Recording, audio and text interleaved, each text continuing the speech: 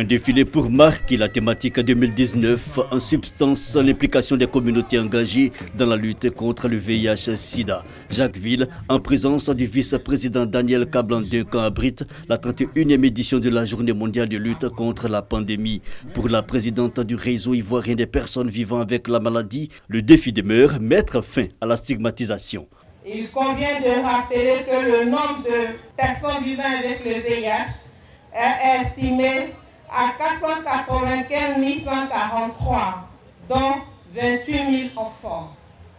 Malheureusement, 16 000 décès liés au VIH ont été enregistrés en 2018 selon le rapport ONU-SIDA.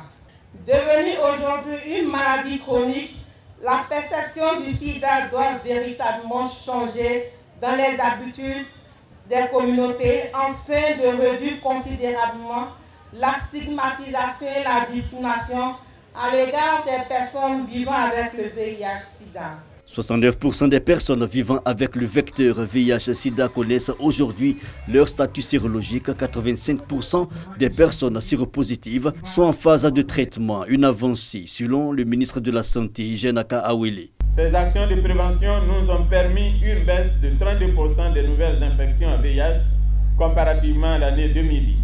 La baisse attendue en 2020 est de 75%. Concernant l'objectif d'élimination du sida pédiatrique, le taux de transmission de VIH de la mère à l'enfant est passé de 22,6% en 2010 à 2% en 2018, contre un objectif de moins de 2% en 2020.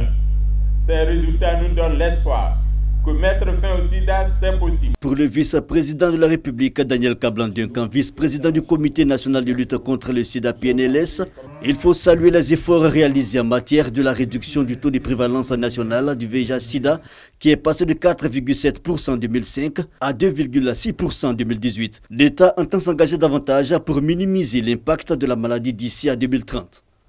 L'État de Côte d'Ivoire entend jouer son rôle, conformément aux engagements pris.